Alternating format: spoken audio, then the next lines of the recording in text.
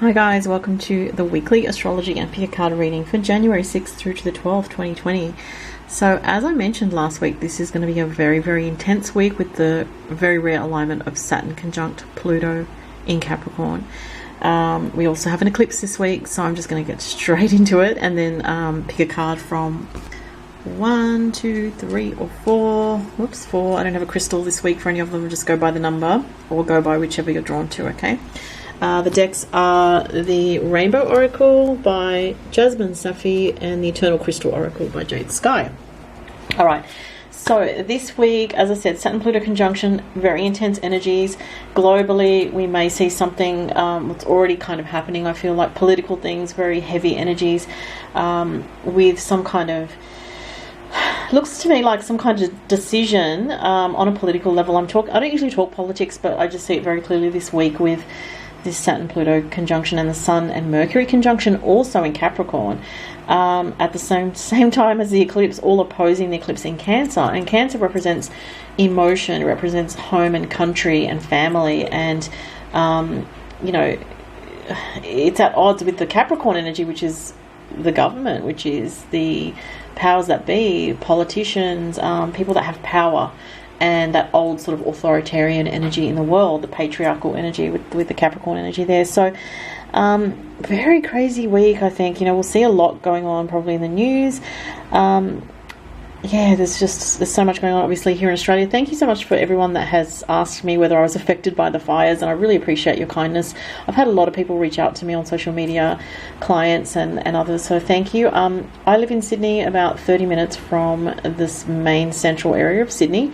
We are very lucky we are not directly affected. We have been having smoke-filled skies every day.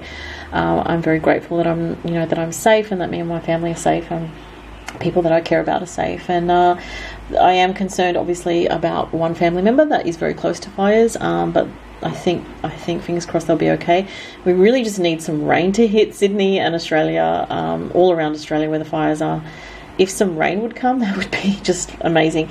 It is very overcast today, and it did rain a little bit, but just not enough. But yeah, it's really full on and scary.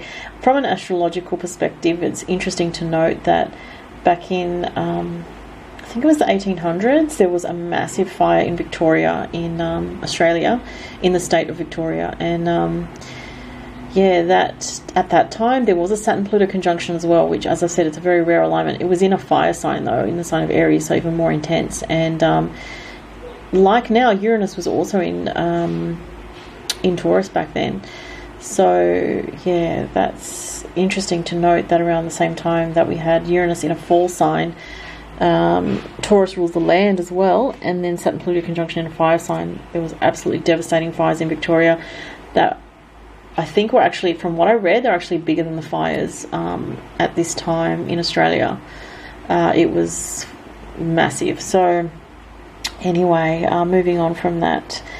Yeah, heavy energy this week. You know, don't be surprised if on a personal level you feel very emotional about something to do with either family, love, relationships, belonging, where you belong in the world, your sense of belonging, your sense of security.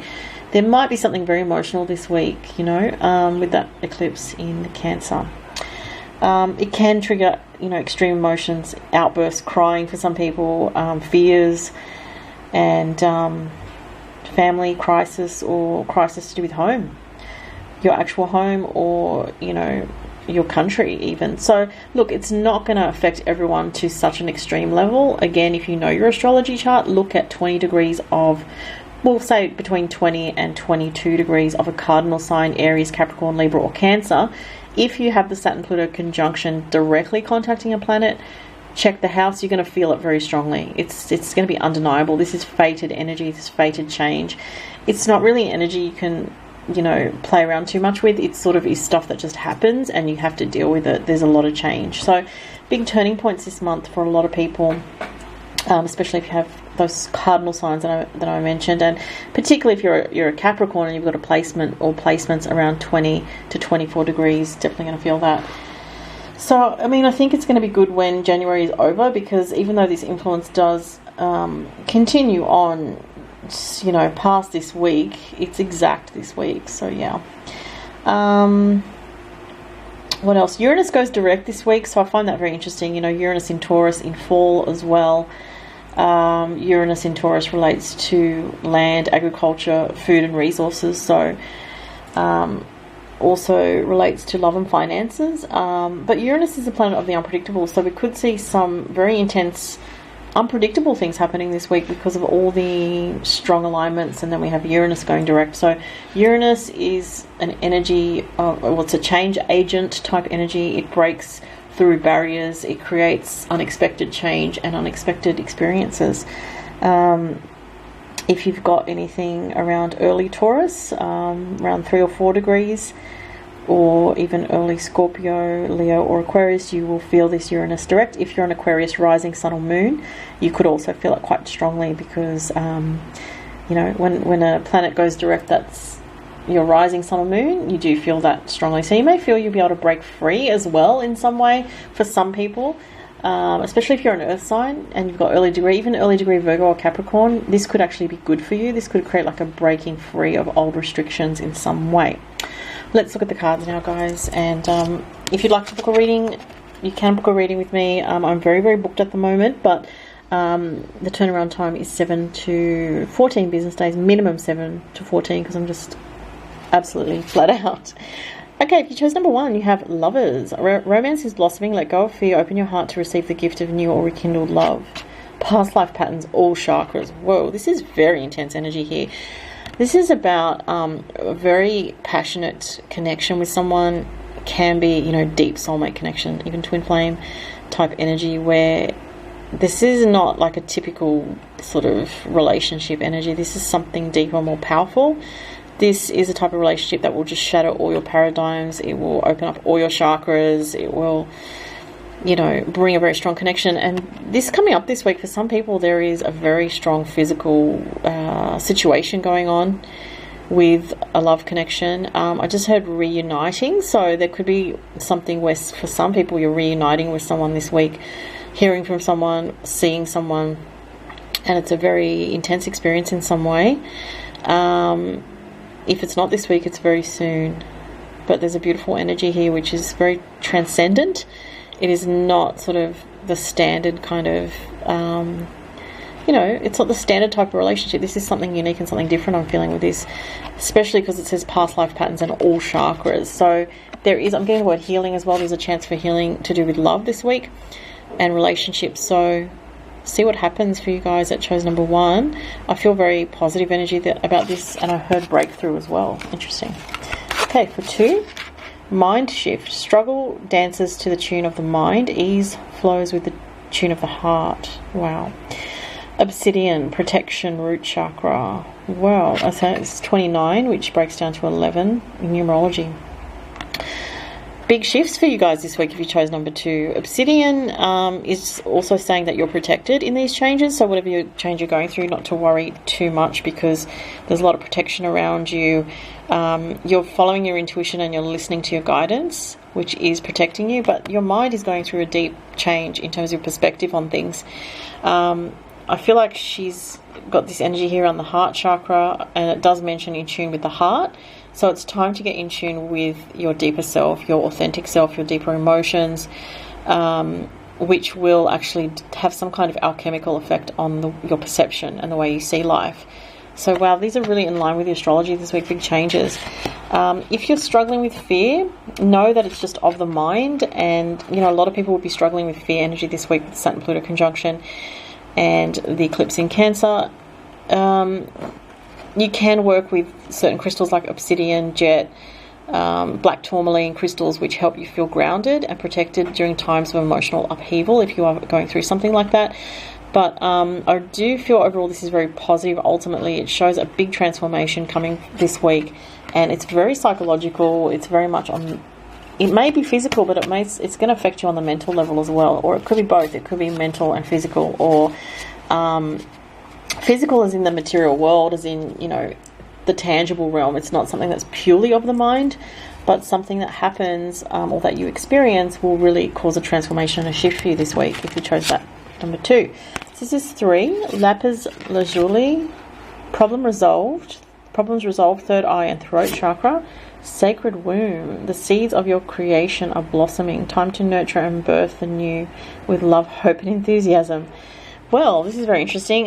Some people may be having something to do with pregnancy, or know someone that's having a child or is pregnant.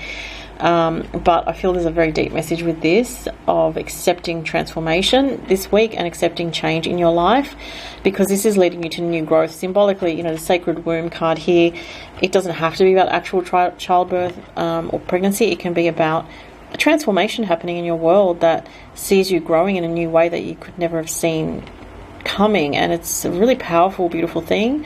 I'm getting the word empowerment.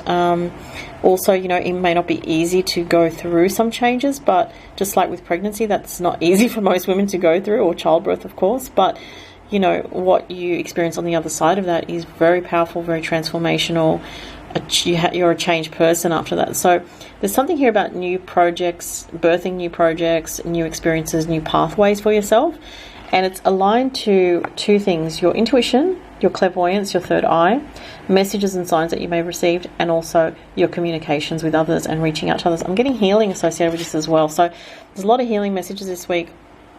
You may experience healing through following your intuition this week and trusting in the process. Number 4, carnelian, self-confidence, root and sacral chakra. Sovereign, claim your sovereign self and seize the throne of your own life. Wow, this is so much about being empowered on the physical plane, you know, and following your passion, following the direction that you feel pulled to, whether that's in a relationship, career, creativity, a path that, you know, you can sense unfolding.